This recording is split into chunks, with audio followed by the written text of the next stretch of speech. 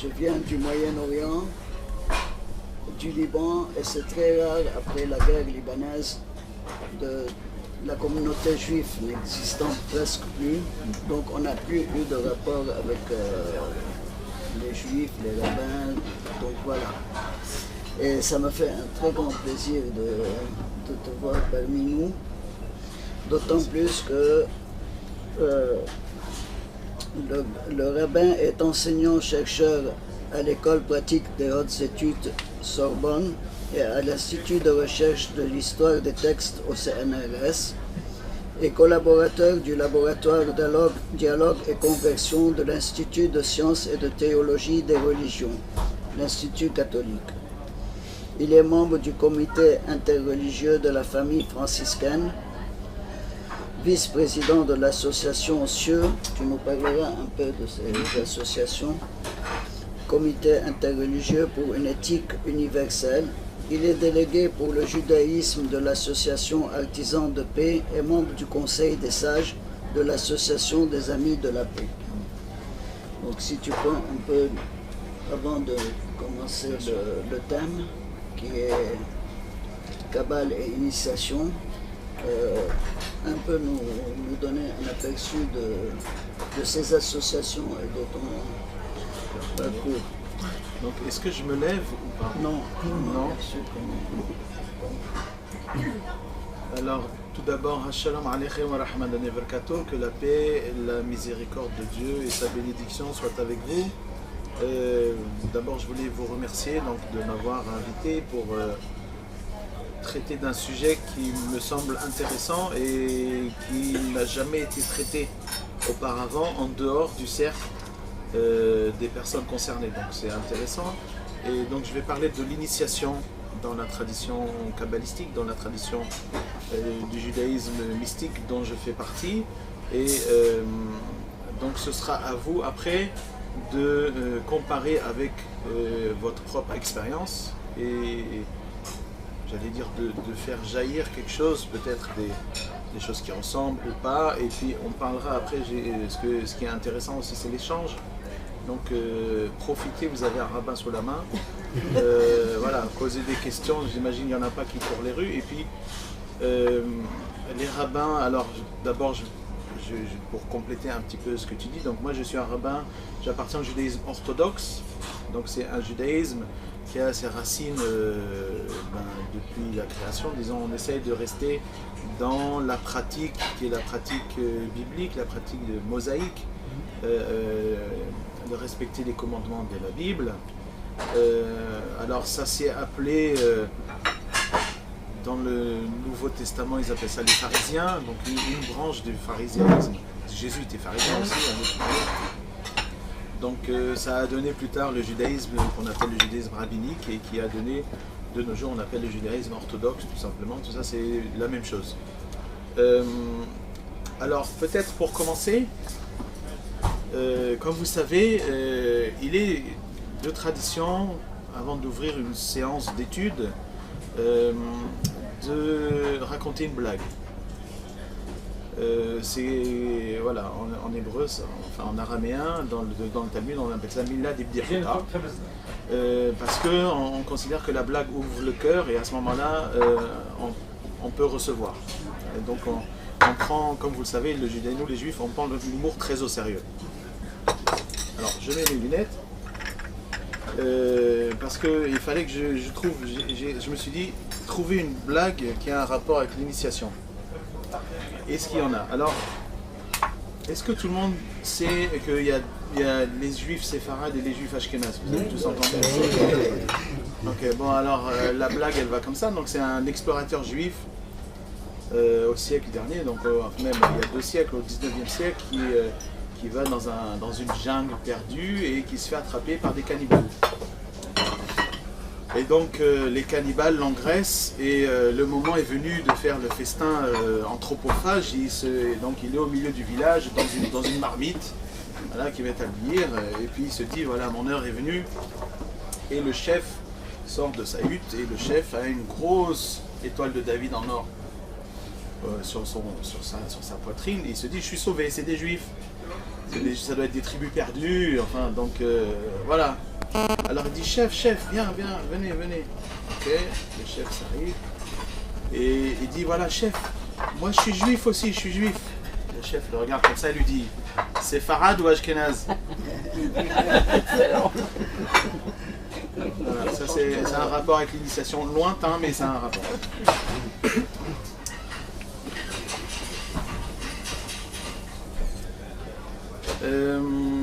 Donc,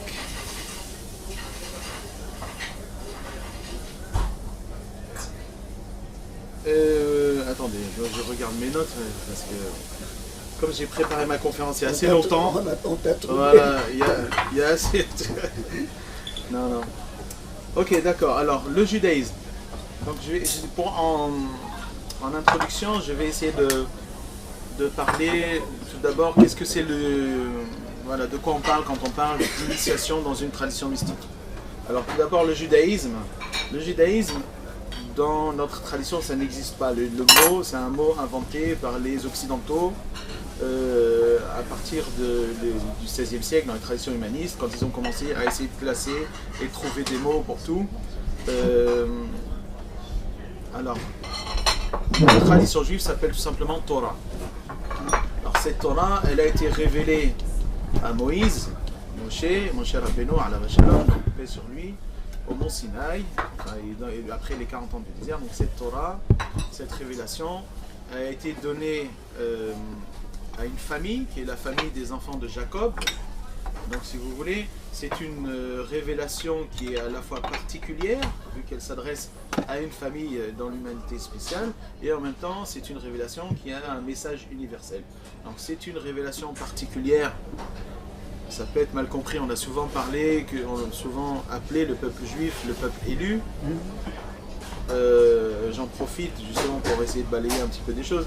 Alors personne n'a voté, donc il n'y a pas d'élection. En hébreu, on appelle ça la Bechira. Bechira, c'est-à-dire le choix, tout simplement. Dieu a choisi, mais elle a choisi le peuple d'Israël, donc la famille de Jacob, tout simplement pour donner la Torah. Donc, j'allais dire, c'est pas une élection exclusive. Chaque peuple a son élection, chaque peuple a son choix, bien évidemment. Chaque peuple participe d'un plan au niveau de la création, un plan divin. Et nous, tout simplement, c'est marqué dans la Torah parce que c'est pour ça qu'on a été choisi. Donc, mais on n'est pas plus élus que d'autres peuples, et le peuple français est bien évidemment un peuple élu aussi. Tous les peuples sont élus, voilà, les Arabes, etc. Donc, que ce soit bien clair, il n'y a pas d'échelle de jugement ou d'échelle de valeur. Donc ça c'est la première chose. Deuxième chose, donc il y a un message universel de la Torah, bien évidemment, ce message qui est tout d'abord l'existence de Dieu. Il y a un Dieu unique. Donc Dieu existe, Dieu est unique, Dieu est créateur et Dieu est provident. Donc il y a une providence, c'est-à-dire que dans certaines traditions, comme les traditions indiennes, la création et Dieu ou les dieux sont en parallèle, il n'y a pas de début à la création, même s'il y a peut-être des dieux. Et nous on dit il y a une création. Après on dit c'est pas parce que Dieu a créé qu'il a laissé tout tomber, il est toujours présent à chaque moment dans cette création. Alors bien évidemment, nous dans la mystique on ne va pas comprendre ça au niveau littéral, parce que ce qu'il y a, c'est que le présent, il n'y a que le présent qui existe. Le passé n'existe pas et le futur n'existe pas encore. Donc il n'y a que le présent. Donc ça veut dire quoi? Qu'il y a une création au monde, vu que de toute manière le monde il est maintenant là. C'est-à-dire que il y a une adventicité. C'est-à-dire le fait que la Bible parle d'une création du monde, c'est tout simplement symboliquement, de manière du mythe, au niveau du mythe, de dire que pour que le monde existe, pour qu'il y ait une adventicité, c'est-à-dire qu'il y a une intervention extérieure à chaque moment. Dieu insuffle son énergie pour que le monde existe, et on le dit dans la liturgie juive, celui qui renouvelle à chaque moment la création de la Genèse. Cette création-là, elle est continue. Donc tout simplement, c'est ça que ça veut dire au niveau profond, au niveau mystique. La deuxième chose, donc le deuxième message universel de la Torah, un des messages universels, c'est que l'homme, l'être humain, j'aime pas dire l'homme parce qu'à ce moment-là il y a la femme aussi bien évidemment. Donc l'être humain est créé à l'image de Dieu. Donc à son image selon sa ressemblance, mais c'est un mot qui est comme dit le verset dans la Genèse. Donc nous avons, si vous voulez, une essence divine. Nous sommes tous des êtres divins, des êtres créés à l'image de Dieu. Et donc il y a bien évidemment personne qui peut se dire supérieur vis-à-vis de l'autre par rapport à ses parents ou par rapport à ses ancêtres. Et ça c'est écrit noir sur blanc, enfin dans la tradition rabbinique. Dans le traité Sanhedrin, on dit pourquoi il a raconté dans le récit de la Bible que les êtres humains descendent d'un seul couple afin que personne ne puisse dire mon père est plus grand que le tien. Voilà. Donc ça c'est marqué, donc certains, dans notre communauté, certains juifs qui voudraient se dire oui, peuple élu, on est plus, non, je veux dire, on est exactement pareil, c'est marqué noir sur blanc dans notre tradition. Donc ça voilà, ça c'est un petit peu les messages universels qu'il y a dans la révélation particulière qui est la Torah. À part ça, donc il y a des choses qui nous appartiennent, comme la pratique de ce qu'on appelle Torah Mitzvot, la pratique des commandements divins, comme par exemple manger kasher, respecter le Shabbat, pas voyager, pas allumer du feu, pas cuisiner, respecter les lois de pureté familiale au niveau des relations sexuelles, etc. etc. Ça, c'est des choses qui nous appartiennent, mais personne n'est obligé, on n'a jamais cherché à convertir les gens, il n'y a pas de volonté de prosélytisme spécifique à la Torah, bien évidemment.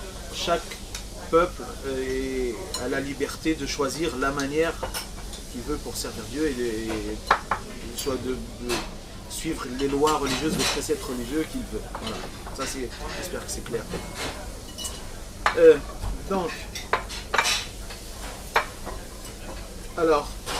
Donc ça c'est, si vous voulez, la pratique exotérique, la pratique formelle, factuelle du judaïsme, mais à l'intérieur de cette pratique formelle et factuelle, il y a l'esprit qui est derrière la lettre. C'est-à-dire que, a priori, si quelqu'un il respecte le Shabbat juste pour s'empêcher de cuisiner ou d'allumer la lumière, eh ben, il peut le faire le lundi, il peut le faire le mardi, ça ne change rien, ça change pas beaucoup de même. Manger kasher, pourquoi ne pas manger du porc? Et s'il ne mange pas du bœuf, je veux dire, si c'est juste histoire de se mettre des structures ou des limites ou des choses comme ça, bon, je veux dire, arbitrairement, on peut choisir n'importe quoi. Donc bien évidemment, il y a une intention, il y a un sens à tout ça, un sens qui fait que l'esprit de la lettre nous transforme. C'est ça le but. Donc le but des traditions qui sont ésotériques, donc qui gardent l'esprit dans la lettre, c'est justement de dire il y a un sens à tout. C'est pas juste des actes. Voilà. Et ce sens-là, c'est un sens de transformation qui nous amène à retrouver notre nature divine. Donc parce que nous sommes des êtres à l'image de Dieu, donc nous sommes des êtres un petit peu kénotiques, vous avez la kénose. Donc nous sommes en fait des êtres spirituels qui expérimentons l'humanité plutôt que d'être des êtres spirituels, des êtres humains ou des êtres matériels qui aspirons à la spiritualité. Donc le message de la Torah, c'est que nous sommes des êtres kénotiques et nous devons remonter à Dieu. Et remonter à Dieu, justement, c'est la proposition des traditions mystiques. Est-ce que c'est clair jusque-là? Oui, tout à fait. Tout le monde m'entend à propos? Alors on va se substanter un petit peu, avec votre permission, mesdames et messieurs, et puis on continuera. Et j'espère que ce sera coupé au montage, pas qu'on va manger quand même. Oui. Tu coupes au montage? Ça fait. Non, c'est gentil, un peu plus. Tu veux un petit peu d'herbe? Là, ça Gabriel. Bonsoir, merci madame. Non, merci Léla.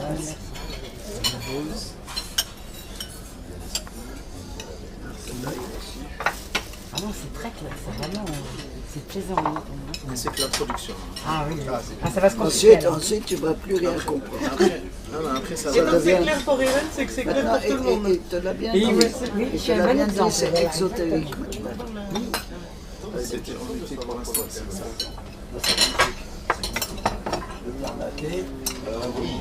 Bon, chers amis, Alors, pendant que vous mangez, on va continuer un petit peu.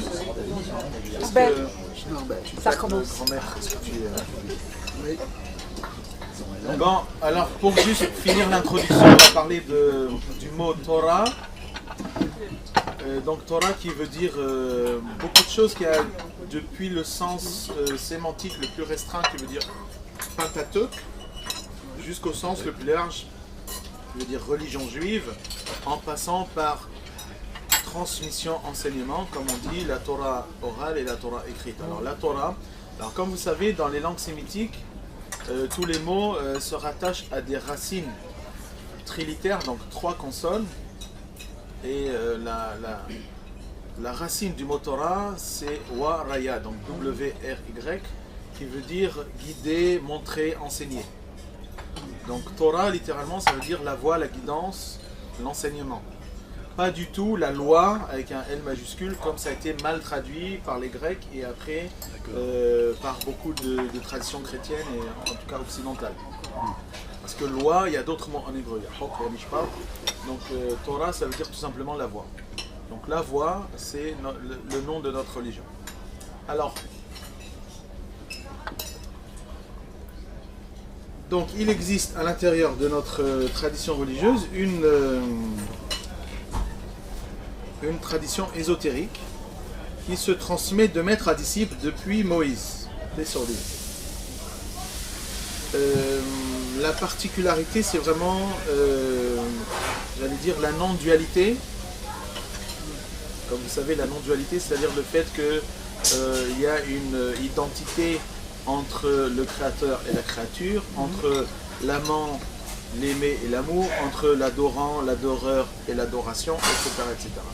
Donc parce que nous sommes dans un message, parce que en mystique, vous savez, il y a les vérités en différents niveaux, c'est-à-dire la vérité qui a un niveau bas n'est pas exactement la même vérité dite de la même manière qu'un niveau élevé, et donc les vérités qui sont les vérités les plus absolues sont a priori pour les niveaux bas seraient le koufr, serait comment tu dis en français, ce serait quelque chose d'impie, ce serait quelque chose d'inaudible si la personne dit je suis Dieu, comme Allah, je l'ai dit, Anal-Haq. Donc, si la personne peut dire je suis Dieu, et le mystique dit je suis Dieu, il recherche à être Dieu, c'est-à-dire réaliser le Dieu qui est en lui, c'est-à-dire à réaliser le jeu qui est, ce qui est, c'est le jeu de Dieu, comme Dieu dit Anochi Adonai, je suis l'Éternel ton Dieu. Donc, il n'y a pas de jeu séparé du jeu de Dieu, bien évidemment, et ce qui est, c'est tout simplement Dieu en moi. Voilà.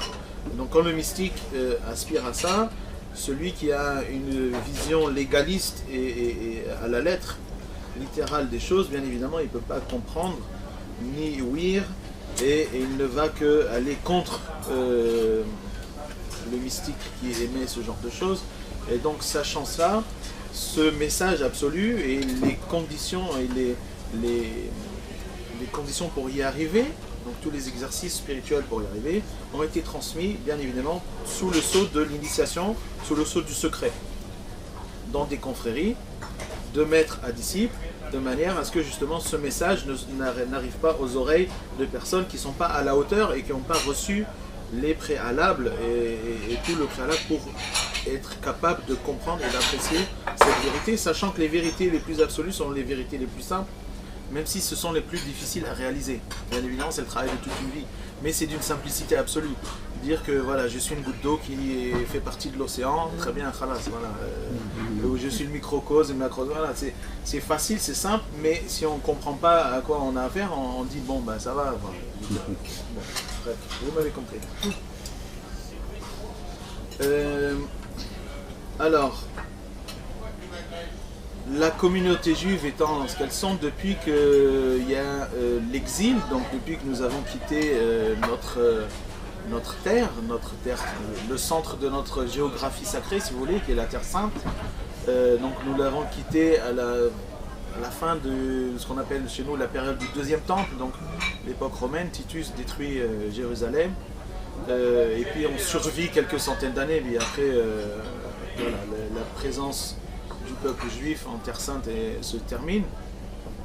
Donc tant qu'on était dans les conditions géographiques, plus ou moins, il n'y avait pas de problème de transmission. Mais une fois que on est arrivé à travers, en vivant chez des peuples qui ne parlent pas notre langue, qui ne pratiquent pas notre religion, on a eu déjà du mal à se transmettre en tant que religion tout simplement exotérique, mais le message mystique a été très difficile à se transmettre, ce qui fait que les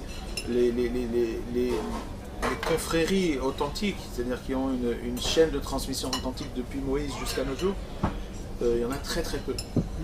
Ça n'a jamais été la quantité, en tout cas chez nous, ça a été plutôt la qualité. Et c'est ça la différence entre les confréries mystiques juives et les confréries mystiques musulmanes, dans le Tasawwuf, dans lesquelles, quand il y a une rencontre, un samar ou un zikr, etc., organisé dans le zawiya, c'est toujours 50, 100, et si c'est des petits villages, 50 personnes, il peut y avoir des milliers, des dizaines de milliers, des centaines de milliers, ce qui n'est pas du tout le cas dans le judaïsme. Du coup, et ça c'est intéressant et c'est peu connu, les maîtres mystiques juifs et les maîtres mystiques musulmans ont souvent travaillé ensemble, en tout cas dans les pays musulmans. Il était pas rare, il était courant de voir toujours des juifs dans la zawiya musulmane. En tant que juifs, acceptés en tant que juifs, qui pratiquaient dans la cohérence du judaïsme, mais avec des frères musulmans. Et surtout pour la khalwa, ce qu'on appelle la retraite spirituelle. La retraite spirituelle, parce que les conditions, comme les communautés juives étaient relativement petites, il n'y avait pas toutes les conditions réunies pour faire une bonne khalwa, surtout quand ces retraites devaient durer longtemps. Des retraites, elles pouvaient durer plusieurs mois, plusieurs années même. Alors on allait tout simplement à la zawiya musulmane. Donc le cheikh juif envoyait, le rabbin juif, le maître spirituel envoyait son disciple chez le cheikh voisin et puis il faisait sa khalwa pendant plusieurs années et ça posait aucun problème. Alors vous pouvez prendre ma parole en conférence, mais c'est documenté. C'est ça qui est intéressant. Alors on a retrouvé, vous avez peut-être entendu parler de la Geniza du Caire. Bon, c'est une... très vite, une Geniza, c'est parce que... Alors, dans notre tradition, on donne un certain respect à l'écrit. Donc tout ce qui est écrit, surtout en hébreu, surtout à la main, ça ne doit pas être jeté parce que ce serait jeté peut-être de l'enseignement divin de la parole de Dieu, comme ça il faut le respecter. Donc c'est mis dans un endroit, dans une synagogue en général, et puis après quand il y a suffisamment un gros... quand ça commence à être assez important, et qu'il y a surtout un rouleau de la Torah qui est abîmé, donc alors on prend tout et on l'enterre, ce qu'on appelle une Geniza. On l'enterre dans un cimetière, vraiment comme si on enterrait un homme, avec beaucoup de respect. Et au Caire, il y a, depuis le XIe siècle, après Al-Hakim, après que le sultan soit décédé, ils ont construit donc à Fustat, une synagogue, la synagogue Ben Ezra. Et ils ont commencé, donc la communauté juive là-bas, à mettre des documents. Et ces documents, ils sont jamais partis au cimetière. Ils se sont accumulés depuis le XIe siècle. Et au XIXe siècle, un chercheur juif anglais, Scherter, a découvert cette cache et ça a été magnifique parce qu'on avait des documents, on avait une profondeur historique, surtout au Moyen-Âge. On a eu beaucoup de documents de cette époque. Entre autres, on a eu une pétition, alors donc un document juridique qui a atterri dans la Geniza. Donc c'est une dame qui est mariée, qui a des enfants, une juive, qui adresse une pétition au tribunal rabbinique de David Maïmonide II, donc c'est un descendant de Maïmonide, qui a été intronisé donc juge rabbinique en 1355, et qui lui dit voilà, mon mari est parti en khalwa, mon mari est parti en retraite spirituelle chez un cheikh musulman. Alors son nom... il s'appelle Jamaluddin Yusuf bin Ali al-Kourani, qui est décédé en 1367. Donc on sait que la pétition, elle a été adressée entre 1355, date de l'intronisation de David Maïmonide numéro 2 en tant que juge du tribunal rabbinique, et le décès de ce cheikh musulman 1367. Et donc entre ces deux dates, cette dame dit tout simplement voilà, mon mari est parti depuis un an en retraite et il m'a laissé de l'argent, mais voilà, l'argent a été dépensé, ça ne suffit plus, donc j'aimerais que vous demandiez à mon mari de me donner plus d'argent. Donc vous voyez ici que Elle n'a pas dit mon mari il est parti chez les musulmans, c'est horrible, allez le chercher. Et le tribunal rabbinique n'a pas, je veux dire, ça posait aucun problème. Juste le problème c'était, il faut donner à son épouse de manière à ce qu'elle ait de quoi subvenir pour ses enfants de l'argent. Voilà. Donc c'est documenté. Voilà, donc vous pouvez avoir confiance en ce que je dis. Alors, donc la tradition à laquelle je fais partie s'appelle, en fait elle n'a pas de nom, même si on la nomme, tout simplement on l'appelle Serech Moshaï, la voix de Moïse, la voix mosaïque, et sur lui, ou bien Serech Hayashar, la voix de droiture, Serech Kirba, la voix de rapprochement, parce qu'on se rapproche de Dieu. Et ceux qui suivent cette voie sont appelés tout simplement Khérovim, les gens proches, Irzavim, les exaltés, Yesharim, les gens droits, ceux qui essaient les droits, Anawim, les gens qui sont humbles, etc. etc. Donc il n'y a pas, si vous voulez, c'est des noms génériques des personnes qui se rapprochent de la spiritualité sans avoir vraiment d'appellation à l'extérieur. Alors c'est vrai aussi que de nos jours, on appelle les mystiques juifs, on les appelle les kabbalistes, qui vient du mot hébreu Qabbala, Qabbala qui veut dire réception, de la racine Qabbala, QBL. Alors, Qabbala, c'est dans le sens de mystique, c'est un sens relativement récent dans l'histoire juive, c'est à peu près 17e siècle, 16e, 17e siècle, donc c'est très très récent. À l'origine, Qabbala, ça veut dire réception, ça veut dire tout simplement, en général, les paroles des prophètes, parce que c'est des paroles qu'ils ont reçues. Il y a la Torah et après il y a la Qabbala. Divrei Torah, c'est Moïse lui-même, Divrei Qabbala, c'est les paroles des prophètes. Vous voyez, donc ça n'a pas du tout le sens de mystique, et c'est souvent les gens non initiés, les gens de l'extérieur, qui appellent les mystiques les kabbalistes. Les gens véridiques ne s'appellent jamais kabbalistes. J'allais dire, c'est presque une insulte de nos jours. Pour nous, hein, je veux dire. Après, c'est pas grave, on peut nous appeler ce que vous voulez. C'est qu'un nom. Alors, cette chaîne initiatique participe du 3 étapes du cheminement spirituel du juif, en tout cas dans notre tradition, qui est halachut, serachut et sedachut.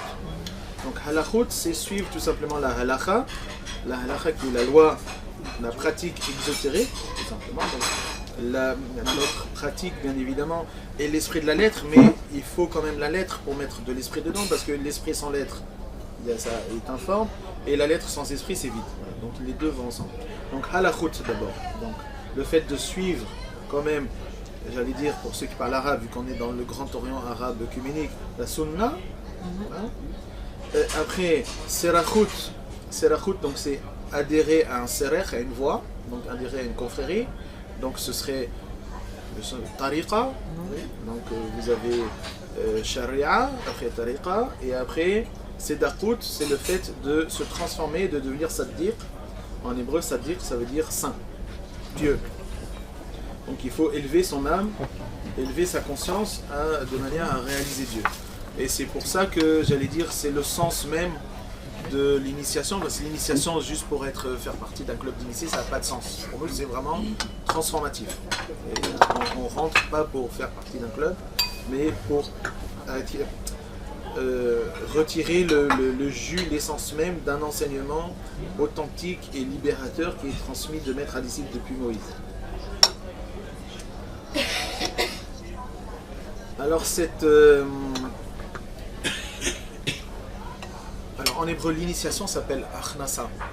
Achnasa, c'est-à-dire faire rentrer, tout simplement. Donc on fait rentrer, c'est la même racine kanasa, K-N-S, que Bet Knesset, une maison, voilà, le Bet Knesset qui est la synagogue, donc qui a donné aussi l'église, donc la maison de rassemblement, mais ça veut dire la maison où on rentre, tout simplement. Et achnasa, c'est-à-dire faire rentrer. Donc celui qui est mukhnas, le mukhnas c'est l'initié, et l'initiateur c'est le machnis. Alors ça c'est du vocabulaire qui est vraiment spécifique à la tradition. C'est-à-dire que si on parle en hébreu et qu'on dit à quelqu'un machnis, il comprend pas. S'il fait partie de l'initiation, il va comprendre tout de suite. Et s'il ne fait pas partie, il comprend pas. Alors, notre chaîne de transmission, mon maître, Rabbi Ovadia Limoni, paix à son âme, était le 105e depuis Moïse. Donc j'ai amené ici la liste des 105 noms depuis. Donc c'est une chalchelette, une chaîne initiatique de transmission qui est connue et que l'on récite pour les grands événements. Quand on est entre nous, par exemple quand on fait le service de Shabbat, on la récite à l'ouverture de l'Arche Sainte avant de sortir le Sefer Torah, etc. Pour les grandes occasions, entre nous, et puis quand on fait rentrer un nouvel initié aussi, on évoque toute la lignée des maîtres pour implorer leur bénédiction, bien évidemment. Voilà. Alors, on va parler initiation, justement, c'est ça qui est intéressant. Donc, dans le Serer Hayashar, donc dans notre confrérie, il y a 3 niveaux. Le premier niveau, c'est Ah ou Ahot. Donc, Ah, ça veut dire tout simplement frère ou sœur. Donc une fois que quelqu'un est reçu en tant que frère ou sœur, on l'appelle frère un tel, sœur un tel. Et souvent, et c'est pas souvent, c'est toujours, on choisit, il y a un nouveau nom confrérique qui est donné à la personne, qui est un nom théophore, c'est-à-dire un nom qui comporte le nom de Dieu. Alors vous savez, les noms en hébreu, par exemple mon prénom, Gavriel, est un prénom théophore, il y a le mot El dedans, donc tous les mots qui ont El, ou Ya, ou Yahou, Eli, Yahou, c'est un nom théophore. Yo Nathan est un nom théophore, vous avez Yo, etc. Voilà. Donc en général, un prénom théophore est donné, un prénom confrérique est donné par celui qui est, par le Machnis, par l'initiateur, à la personne qui va rentrer, et dans le cercle de la confrérie, on va nommer cette personne frère ou sœur un tel, avec ce nouveau prénom qui est le prénom spécifiquement confrérique. C'est clair? Très bien. Ok. Alors le deuxième, alors en général, donc cette initiation se fait, donc cette réception à l'intérieur de la confrérie se fait toujours devant 2 témoins. Donc il faut 3 personnes. Il y a celui qui va l'initier, enfin celui qui va faire rentrer dans la confrérie, plus 2 témoins. Ça c'est pour la première entrée. Et après, c'est corroboré par le grand maître. Le grand maître qui lui va aller prendre la personne dans l'année en général pour confirmer et donner quelque chose de spécial. Alors je vais vous expliquer un petit peu les symboles qu'on utilise. Tout d'abord, la personne qui rentre doit jeûner depuis la veille au soir, s'habiller en blanc et se présenter donc pour la cérémonie d'initiation, de réception dans la lignée. Et après son initiation, donner un repas confrérique avec tous les membres de la petite confrérie, de la cellule confrérie. Alors il faut savoir que chez nous, c'est jamais beaucoup. Hein. Souvent, il y a 2 personnes. Il y a le maître et le disciple. Et quand on a besoin de faire rentrer quelqu'un, on appelle un petit peu les gens autour. Et voilà. Alors, comme c'est toujours la qualité qui a eu le pas sur la quantité, malheureusement, les communautés juives étaient petites et ceux qui étaient appelés à la mystique à l'intérieur de ça étaient encore plus petits. Voilà, donc des fois ça posait des problèmes. Donc les gens étaient obligés de voyager de ville en ville, aller dans les grandes villes pour recevoir l'initiation, etc., pour pouvoir repartir. Donc ça a toujours, du coup, les gens étaient obligés de se connaître. Donc même s'il est par exemple, parmi mes maîtres, il y avait un Yéménite, un Marocain et un Syrien. Donc les 3 maîtres de notre confrérie, voilà, ils étaient un petit peu disséminés dans les pays musulmans, mais voilà, la confrérie survivait dans tous ces pays. Alors pour l'initiation, il y a une petite coupole avec du lait, du vin et du miel. Et donc le maître trempe son index dans chacun et fait ce qu'on appelle en hébreu Tau, c'est un signe qui a une sorte de X comme ça, sur le front. Donc le lait, ça signifie la pureté, la blancheur bien évidemment, mais le lait, ça signifie la volonté de transmettre, parce que la mère veut transmettre. On dit souvent, le dicton dit, la mère veut plus allaiter que le bébé veut téter, hein, toujours. Donc il y a cette volonté de transmission, mais dans la pureté, cette volonté d'être blanc à l'intérieur. La deuxième, c'est le vin, donc c'est le rouge, le sang, donc c'est le signe de l'alliance. c'est symbolique qui a été repris dans la messe par les chrétiens. Et en même temps, le signe qu'on est prêt à donner sa vie pour la vérité. On est prêt à verser son sang pour défendre les valeurs, défendre la veuve, l'orphelin, défendre les opprimés. Donc c'est pas seulement quelque chose de juste de contemplatif, c'est quelque chose aussi dans l'action. Donc on donne son sang vraiment. On dit que la charité de son corps est plus grande que la charité par argent. Il faut donner de soi, il faut être dans le don, bien évidemment. Sachant que dans nos traditions, la richesse véritable, c'est la richesse du don. Celui qui est riche, pas celui qui a, c'est celui qui donne. Plus on donne, plus on est riche. Avoir, c'est rien. On peut avoir tout avoir, si on ne donne pas, ben on est pauvre. Et le troisième, c'est le miel, la douceur. La douceur, sachant que c'est la douceur, c'est la rahma, c'est la miséricorde, c'est l'amour de notre Créateur. Et c'est cette douceur qu'on doit être symbole pour tous les êtres humains. Donc on doit atteindre cette douceur. Voilà, si vous voulez un petit peu, très rapidement, les trois symboles. Donc il y a 3 fois le X est mis, le Tau est mis sur le front de celui qui rentre et qui dit, voilà, je prends sur moi les principes, les préceptes de notre confrérie, de la confrérie Salah Yachar, et en même temps, les autres disent, nous t'acceptons en tant que... Voilà. Et après, quand le maître vient et corrobore un petit peu, donc accepte lui, ben, il faut savoir que dans les confréries, c'est pas du tout pyramidal dans ce sens-là, c'est pyramidal dans ce sens-là. C'est-à-dire que c'est le maître, il a sur ses épaules toute la confrérie. Parce que c'est lui qui a la responsabilité d'amener tout le monde à Dieu. Donc c'est pas juste plus il y a de disciples, plus voilà, et on va se sentir bien, ils vont me donner la dîme, je vais pouvoir acheter la Volvo, les choses comme ça. Non, c'est pas ça, pas du tout. C'est lui qui paie, c'est lui qui donne. On donne, il y a beaucoup. Donc le maître, quand il accepte un nouveau disciple, il accepte une nouvelle responsabilité, et une nouvelle charge, et il va prendre du temps, des choses. Et souvent, alors il y a 2 choses qui arrivent souvent. On donne un petit poignard. Le maître donne un poignard décoré, donc lui-même a été acheté et qui a une valeur. D'abord pour dire voilà, je donne, et pour rappeler les valeurs chevaleresques, les valeurs. D'abord le poignard, c'est ça coupe à travers les voiles, donc on déchire les voiles, et en même temps c'est symboliser un petit peu l'esprit chevaleresque de la confrérie aussi, sachant que Moïse et Josué c'était des grands chevaliers aussi, bien évidemment. Ça c'est pour le niveau A. Après vous avez le niveau Madrir. Madrir c'est, si vous voulez, comment on dit en français Madrir, c'est on peut dire le maître. Madrir c'est celui qui montre le chemin. Derer c'est le chemin. Madrir c'est le montreur de chemin, le guide. Voilà. Donc le guide en général c'est quelqu'un qui a été dans le premier niveau pendant assez longtemps, qui a suivi au moins minimum 3 retraites de 40 jours, sachant que les retraites chez nous elles sont silencieuses, des fois dans l'obscurité, enfin bon, il a suivi un cursus de plusieurs années. En général ça va minimum 4-5 ans, il faut peut-être 7 ans minimum.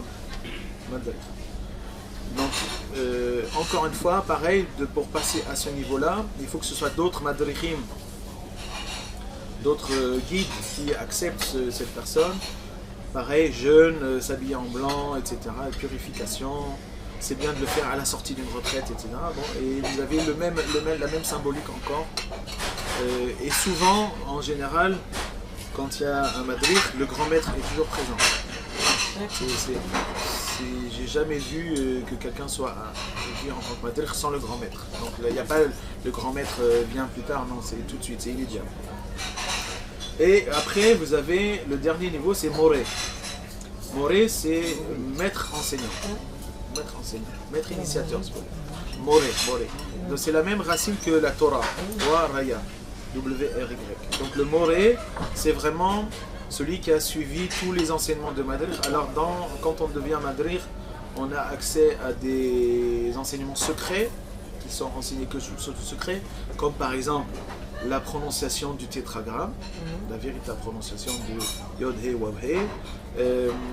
Vous avez aussi une pratique fluente de ce qu'on appelle Leshon HaKodesh. Alors nous avons une langue confrérique, c'est-à-dire qu'en hébreu,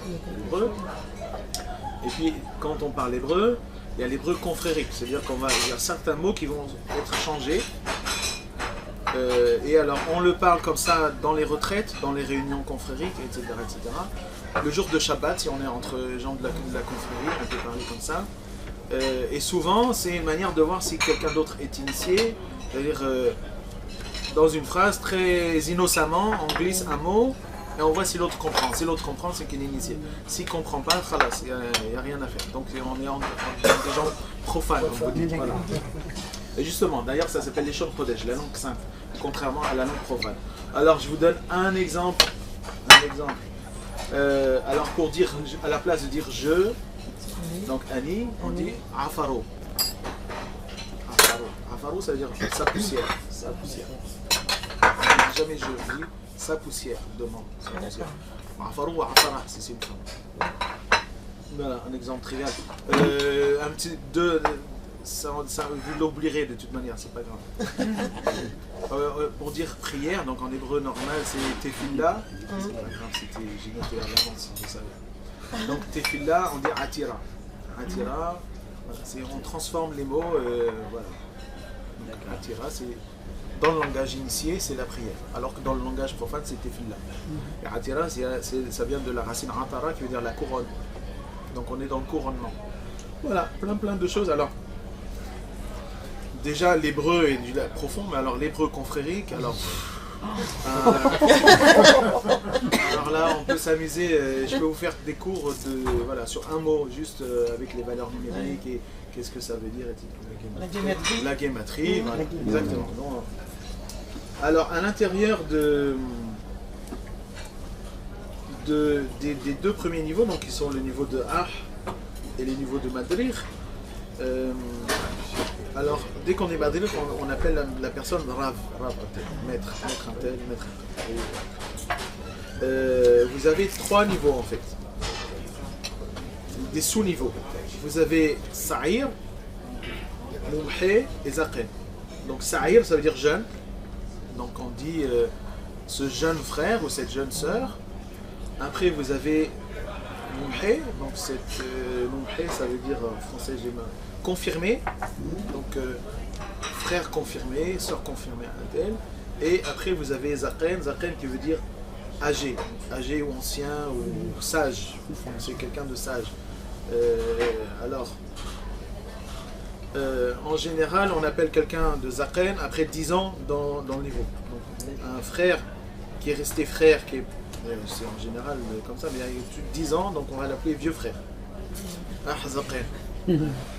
Il n'est pas monté. Et pas de frère.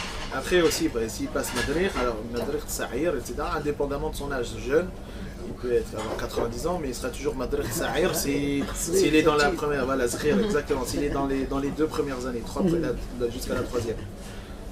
Après Mumhe, donc confirmé, c'est pendant 7 ans. Et après, donc, il a fait 3 plus 7, dès qu'il est dans la 10e, il devient Zaqen. Voilà, donc si vous voulez, il y a 3 grands niveaux et les 2 premiers sont en 3 sous-niveaux. Donc il y a 3 et 3, 6 et un 7. Il y a 7 grands niveaux si vous voulez dans le conflit. Oui. Pardon? Et puis voilà, donc on va se substanter avant de passer à d'autres secrets. C'est la viande. Ça pas les fêtes. Non, c'est D'accord. Alors, c'est vous priez avec elle. Moi j'ai eu déjà. Oui, mais quand même. Allez-y.